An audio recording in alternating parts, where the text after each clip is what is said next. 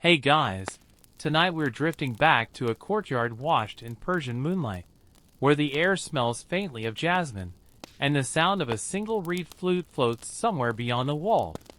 A woman sits by a low lamp, her ink-stained fingers hovering above a scrap of paper, and every word she writes could get her killed.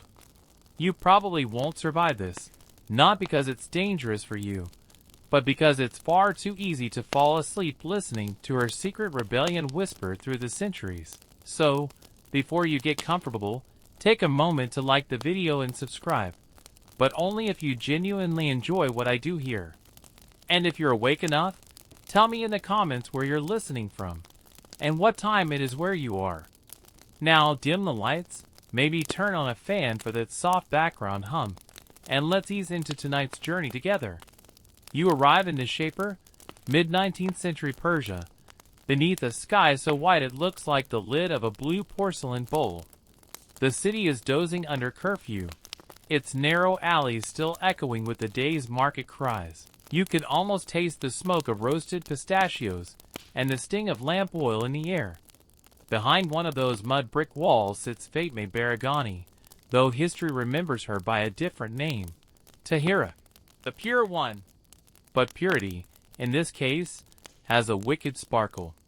You notice how her voice never rises above a murmur, yet the few who gather around her lean in like sailors chasing a siren. Her poems, they whisper, are like folded knives, gleaming from within their silk wrappings. She writes of divine love and metaphors of dawn, but somehow, beneath all that mystic softness, she's questioning the very order of the world. It's a strange time to be brilliant and female in Persia. The Qajar dynasty loves its pageantry, long robes, jewel-studded turbans, and endless decrees about what women can't do. Education for women? Out of the question. Public speech?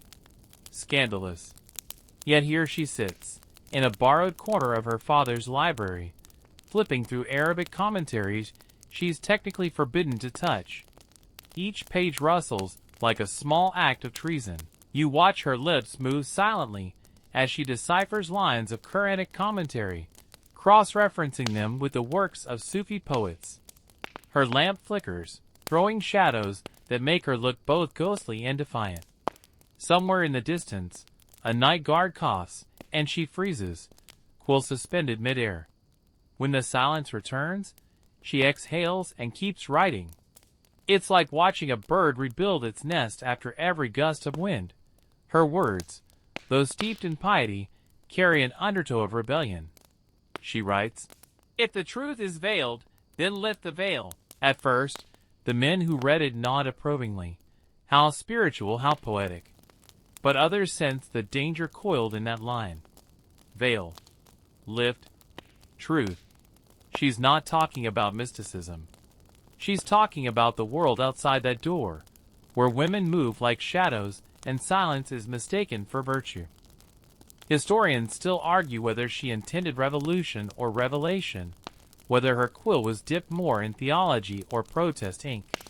But sitting here, under this flickering lamp, you can feel both currents intertwining. The mainstream fact remains.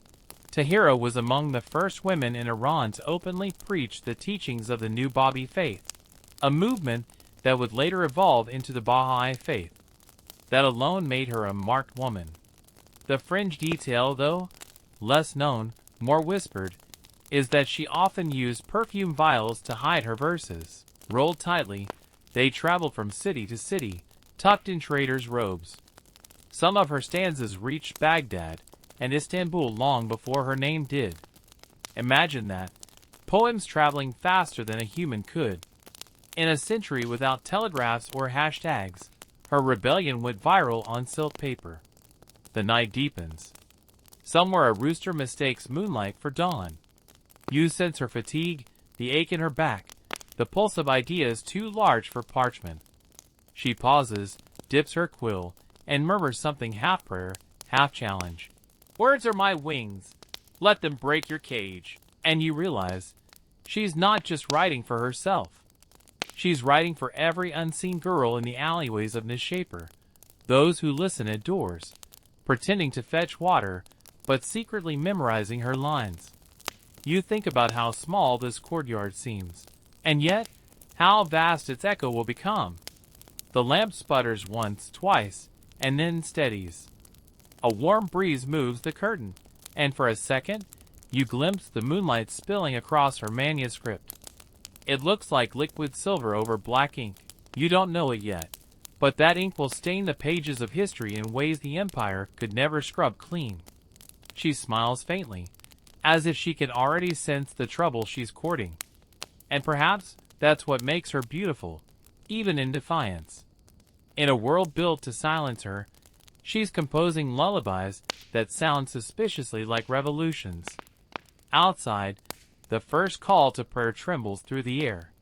She sets her pen down, folds the paper, and hides it beneath a cushion. Morning will come soon, bringing another round of obedience and small polite lies. But tonight, just for these few moments, she's free. The next evening finds you once again in that quiet Persian courtyard. The jasmine has wilted a little, and the lamp burns lower, but Tahira's spirit hasn't dimmed a bit. Tonight, she's crafting something sharper, verses that glint like glass shards hidden inside silk. By day, she plays her assigned role perfectly. The devout daughter, the dutiful mother, the obedient wife who keeps her gaze lowered. But you can tell it's an act. Behind the curtain, her mind is a lightning storm. She's learning to write in two languages at once. Not Persian and Arabic, but the visible and the invisible. Every line she pens has a surface meaning fit for the devout, and a secret meaning fit for the brave. You trace her words across the parchment. They speak of roses blooming in darkness, of a nightingale unafraid of its own song. To the untrained reader, it's just another ode to divine love. But you can feel the heat beneath it, an almost sarcastic tenderness toward a society that demands silence from women and calls it virtue. In her poems, she obeys decorum the way a cat obeys a bath, technically, briefly, and with claws ready. The fact every scholar agrees on is that Persian poetic tradition was a master class in double meaning. Words like wine, beloved, and veil could all carry sacred or scandalous implications depending on who was listening. Tahira mastered that game, and then twisted it. She took the veil, once a symbol of submission, and turned it into a metaphorical curtain between truth and ignorance. Her verses would whisper, if you dare to lift it, you might just see the divine more clearly. Historians still argue whether she meant divine, as in God, or freedom, which might have been even more blasphemous. There's a moment, you could almost see it, when she catches her reflection in a copper basin, her face half lit, half shadowed, her eyes shining with the secret of what she's done. She smiles, not out of vanity but recognition. The woman staring back isn't a follower anymore. She's the poet who's quietly rewriting the rules of paradise. You imagine her reciting her latest poem in a whisper to a trusted friend, the words flowing soft as a lullaby, but loaded like contraband. He listens, stunned, and murmurs, "These are dangerous!" She shrugs. "Only to those who understand." The fringe tidbit scholars love to debate, half rumor, half miracle, is that she once smuggled a poem into a sermon. One Friday, the local cleric read aloud from his pulpit, unaware that the moralistic verse he was praising had been penned by the very woman he dismissed as unworthy of scholarship. The congregation nodded in approval. Tahira, seated in the women's section behind a curtain, smiled quietly and bit her tongue to keep from laughing. It's almost theatrical, isn't it? A secret playwright watching her audience applaud their own undoing. The rhythm of her daily life feels like a performance too. Each morning, she dresses in long layers of fabric that hide more than they reveal, her hands moving automatically through rituals she no longer fully believes in. Yet even in routine, rebellion breathes beneath her skin. When she pours tea, it's not servitude, it's patience steeping. You notice how her words are spreading, whispered from one household to another. Her verses ride the wind through marketplaces and caravanserais, tucked into merchant ledgers and love letters. Every now and then, someone slips up, quotes her lines in public, and the air grows tense, as though everyone's afraid the walls themselves might have ears. But her cleverness lies not in hiding the message, it's in making the message hide itself. The beauty of her poetry is its camouflage. The censors can't ban what they don't understand. At one gathering, you hear a cleric grumble, "Her poems are too clever by half. One cannot tell whether she praises or condemns." Another replies, "That's what makes her dangerous." And indeed, danger becomes her perfume. Subtle, intoxicating, impossible to wash off. She begins to write less about love and more about light. The metaphors grow bolder, almost geometric, lines folding back upon themselves, symmetrical and exact, like the tilework in a mosque dome. Beneath that precision hums a message. Truth must be seen from many angles, not dictated from one pulpit. Still, she never preaches outright. She knows the trick. Disguised revelation is romance, and people will hum it under their breath without realizing they're singing revolution. You think of her as a kind of linguistic assassin, each couplet a dagger slipped into a bouquet. Some nights, the weight of her secrecy presses down. She writes slower, sighs longer. She wonders if her verses will ever truly be understood. But then a servant girl, sweeping the floor, hums one of her lines under her breath, unknowing. Tahira smiles softly. The words are alive. They've already escaped. The scholars will later call her a poet of paradoxes. She calls herself something simpler, a woman who refused to lie in silence. Outside, thunder murmurs across the desert horizon. She dips her pen once more, its tip glinting like a crescent moon, and writes, "What is forbidden blooms best in darkness." You realize she's not just describing flowers or faith, she's describing herself. The wind outside has changed, hotter now, restless, carrying with it the faint scent of dust and something electric, like the air before a sandstorm. You follow the breeze through the narrow alleys of Kazvin, past quiet courtyards and shuttered windows, until you reach the locked room that has become Tahira's secret sanctuary. Here, behind the heavy wooden door, she studies what she is not supposed to know. The room is small, its walls lined with books that shouldn't exist in a woman's possession, treatises on logic, philosophy, and the writings of long-dead mystics. Candles flicker unevenly, their wax running like white tears down brass holders. A single slit of moonlight sneaks through a carved lattice, laying patterns across the floor, like script in an unknown alphabet. You sit beside her as she turns a brittle page. The words are ancient, but her gaze is sharp, hungry. You realize that for her, knowledge isn't just illumination, it's an act of rebellion. Her father, a respected cleric, taught her the basics of theology. He used to boast that his daughter's memory was sharper than any scholar's. But when her questions grew uncomfortable, when she asked why God's revelation should be reserved for men, the praise stopped. He told her, gently at first, that a woman's wisdom should be silent. Later, less gently, that her curiosity was unbecoming. But curiosity doesn't vanish on command. It retreats underground and grows roots. She began to hide scrolls beneath her prayer rug, the way a revolutionary might hide weapons. A commentary on Al-Ghazali here, a forbidden text by Ibn Arabi there. Her husband, also a cleric, never noticed. Or perhaps he noticed everything and chose to pretend otherwise. That's the strange mercy of her world. Its patriarchy, so confident in its own superiority that it never imagined a woman could outthink it. Tonight, she reads something different. Verses by Rumi, a century-old poet whose mysticism walks the line between devotion and disobedience. Her lips move as she whispers, "The lamps are different, but the light is the same." And you see her pause. You can almost feel the spark catch in her mind. The lamps are different, but the light is the same. Could that mean that truth itself isn't bound by one faith, one sex, one voice?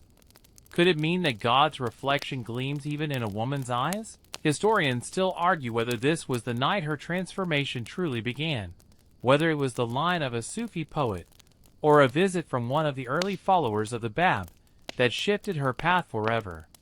What's certain is that by the next morning, she was no longer content to merely hide her thoughts. She began to teach. That's the mainstream fact.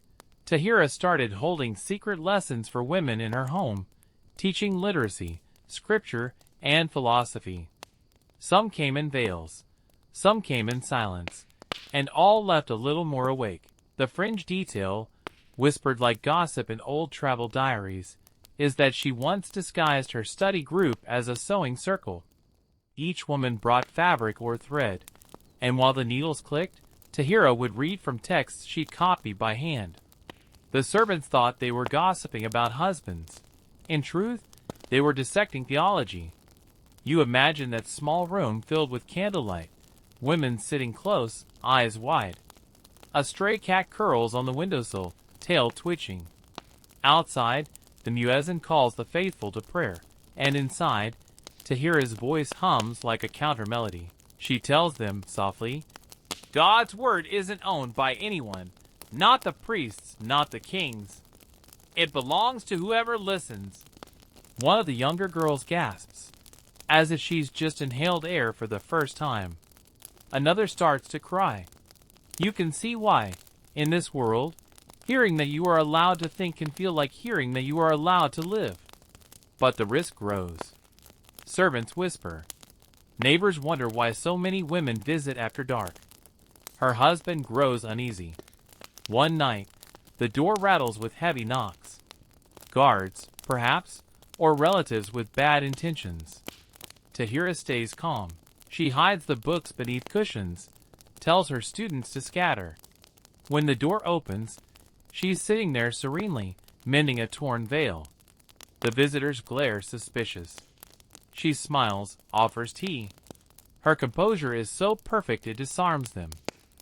Later, when they're gone, she laughs, a sound equal parts relief and defiance. You realize she's playing a long game. She knows that outright rebellion ends in execution. But knowledge planted quietly, like a seed beneath stone, might someday split the stone apart. Her words ripple through her students long after the lamps are snuffed. A mother teaches her daughter. A servant murmurs a line while sweeping the courtyard. Somewhere, a girl who never learned to read repeats a phrase from memory, not knowing its revolutionary scripture. And yet, for all her caution, Tahira feels the walls closing in. She writes in her diary, They fear what they cannot see, and so they name it sin. You can almost hear her sigh. She's tired of pretending that rebellion must always wear a veil. A friend brings her news. There are others like her, men and women who follow the new teachings of the Bab, who dream of a faith beyond hierarchy. They meet in secret, scattered across Persia, dreaming aloud about unity and renewal. Tahira listens. A slow smile spreads across her face. She's been waiting her whole life for a conversation that doesn't require translation, for an audience that doesn't flinch when she says, Truth. The night deepens. The candle sputters. She writes a final line before sleeping. The light needs no permission to shine. And as you watch her drift into dreams, you realize something has shifted forever. The locked room is still there, the walls still thick, but the door, in her mind, has already swung open. The scene shifts. The quiet of Tahira's locked room gives way to something livelier. A parlor filled with murmurs, the soft clinking of tea glasses, and the scent of burning sandalwood. You've stepped into her next battlefield, not the page, but conversation. It's late evening in Tehran, and you find yourself in the middle of one of those underground intellectual gatherings that thrive wherever censorship exists. The room is dim, smoky, and humming with nervous energy. On the surface, it's a polite soiree, a few clerics, merchants, and scholars discussing poetry. But beneath the surface, the real topic is heresy. And there, at the center, sits Tahira, unveiled tonight, though modestly draped in a shawl. She holds her teacup delicately, like an actress in full control of her stage. The men around her are visibly unsettled by her presence, as if her very breathing is a challenge to their theology. "Can words themselves be divine?" one man asks cautiously. Tahira smiles. "Only if the divine speaks through every tongue." There's a beat of silence, the kind that feels like someone just dropped a sword onto a carpet. Then laughter, polite and nervous. Someone refills her tea. Another coughs too loudly, trying to break the tension. You lean back and take in the scene.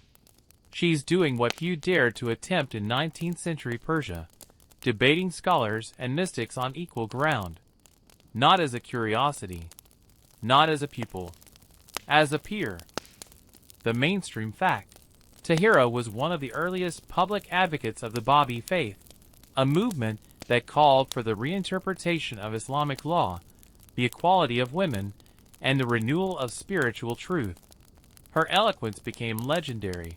Even her critics admitted that she spoke with the fluency of 100 tongues. But the fringe tidbit, almost mythical in tone, says that she once engaged in a debate where her opponent, an aging scholar, was so struck by her reasoning that he fainted on the spot. Whether from shock, heat, or humiliation, no one knows. The story has persisted for over a century, though historians still argue whether it actually happened or if it simply became the poetic symbol of her intellect knocking a man unconscious. In this smoky salon, you see the truth in metaphor form. She dismantles arguments like a craftsman pulling threads from a carpet. With each calm statement, another assumption unravels. "Men are the stewards of faith," one cleric insists. "And who appointed them?" she replies sweetly. "The same God who created women with minds?" A few men chuckle nervously. One murmurs a prayer under his breath. Another looks at the door, calculating whether to leave before this turns into blasphemy. But there are listeners here, quiet, wide-eyed, leaning forward. Young poets, merchants' daughters, scholars' sons, people who have felt the cracks in the old world and are daring, for the first time, to imagine what might slip through. Tahira doesn't preach fire. She brews it slowly, like tea. She leans closer, her voice dropping to a whisper that somehow carries across the room. "Revelation isn't a voice in the sky. It's the courage to listen differently." You feel the air tighten, that delicate mix of awe and fear that only true new ideas can cause. Historians will later describe this as a salon of dissent, though that sounds far too formal. What it really is tonight feels like the birth of a tremor, a polite earthquake dressed in poetry and perfume. When the conversation ends, she thanks everyone with gracious humility, as if she hasn't just detonated centuries of hierarchy between sips of jasmine tea. But her eyes, oh, they tell another story. They shine with the thrill of being heard, of planting a thought that cannot easily be uprooted. Later that night, she walks home under a thin sliver of moonlight. You follow her through narrow streets where guards patrol lazily, oblivious to the revolution gliding past them in silk slippers. She pauses near a fountain, watching her reflection ripple. "Every ripple," she murmurs, "is a rumor of the sea." In the coming months, her verses begin circulating faster. Not just among the faithful, but among skeptics and dreamers alike. In bazaars, people quote her metaphors without knowing who wrote them. The city buzzes with new ideas. Some say she's a saint. Others call her mad. You can feel the tension tightening around her like an invisible rope. The more people she awakens, the more dangerous she becomes. Empires can tolerate heresy, but not charisma. Still, she doesn't stop. She writes more, meets more, teaches more. There's a sense she's racing time itself, knowing that every conversation might be her last. One evening, a student asks her why she risks everything for words. Tahira sets down her pen and answers quietly, "Because silence is contagious." You think about that for a while. About how silence, left unchecked, spreads like dust over everything, over truth, over courage, over possibility. And suddenly, her gatherings don't seem like small talk anymore. They're antidotes to forgetting. Somewhere, in another district, a cleric delivers a furious sermon about her, calls her the woman who poisons minds. And perhaps she does. But it's the kind of poison that kills ignorance, leaving only thought alive. The wind outside picks up. Candles flicker. In this house, under low light and thick air, a small circle of people dare to imagine equality, not as a blasphemy, but as destiny. And as you watch her pour another round of tea, laughing softly at something someone said, you realize she's doing the unthinkable. She's making rebellion look effortless. The evening wind feels heavier now, pressing against the walls of the house like a warning. You can tell the quiet won't last much longer. The city has learned her name. Tahira, the poet, the heretic, the unveiled flame. Her words have escaped the salons, the libraries, the courtyards. They've entered the streets. And with them comes the reckoning. You follow her as she prepares for what history will later call the gathering at Badasht. The year is 1848, and the Persian summer blazes with unbearable heat. Dust hangs in the air like smoke, and every breath feels earned. Across the plains, the early followers of the Bab have gathered in secrecy, drawn by whispers of reform and revelation. It's a meeting that could either reshape faith or end it entirely. You arrive at a modest garden enclosed by trees. 70 or so people are gathered, men in turbans, scholars with wary eyes, a few women veiled and silent. They've come seeking guidance, unity, maybe even courage. And into this tense assembly walks Tahira. She isn't veiled. The gasp that ripples through the crowd could wake the dead. You could almost hear the collective heartbeat of an entire era falter. For a long, unbearable moment, no one speaks. She stands in sunlight, utterly calm, her white robe moving slightly in the wind. Some men turn away, faces red with shock. Others whisper that she's lost her mind.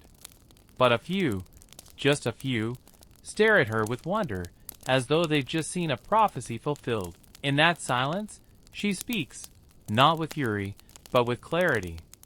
Her voice carries over the field, soft but unyielding. This day marks the dawn of a new age. The past is a prison. We have come to open its doors. Her words slice the air. The old world trembles. Historians still argue whether she planned it as a gesture of faith, feminism, or pure spiritual revelation. But the effect is undeniable. That single moment, her standing unveiled before men of religion, breaks something in the Persian consciousness.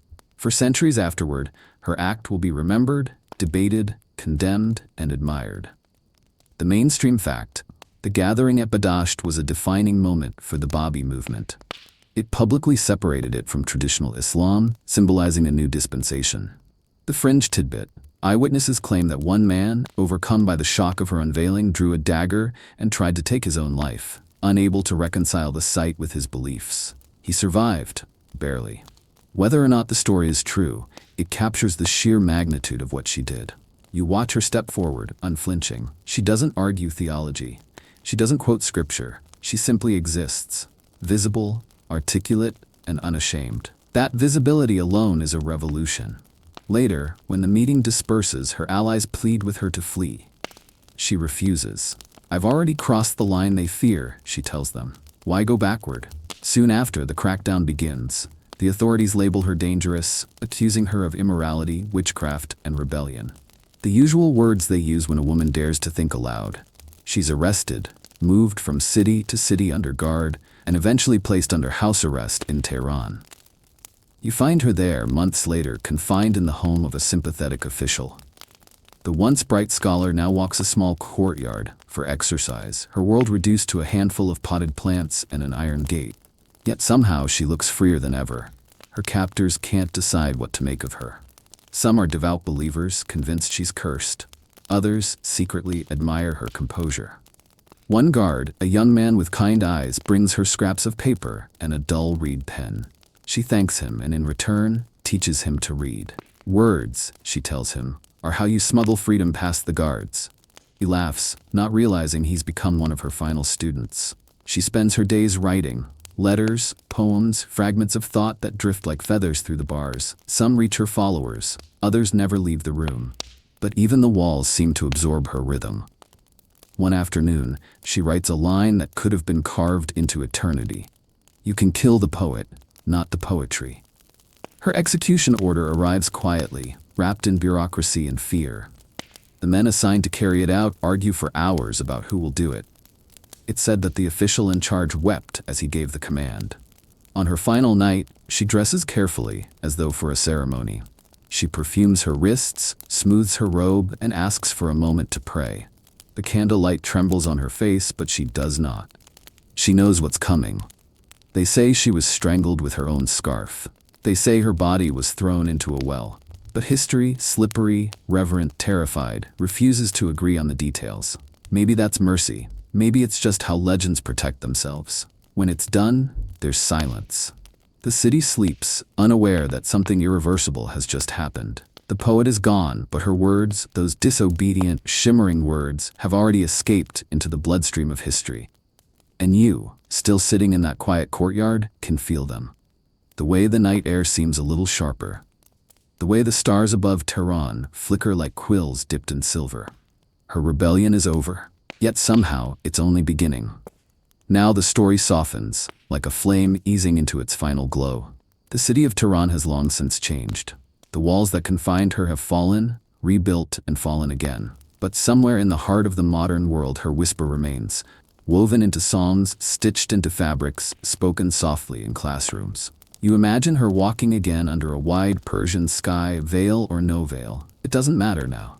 The air is gentle. The jasmine blooms again, stubborn and fragrant, as though it knows rebellion when it smells it. The world she dreamed of didn't arrive in her lifetime. It rarely does. But her verses endured, hidden, recited, rediscovered. Some translated poorly, some twisted by politics, some loved for the wrong reasons, but all still alive.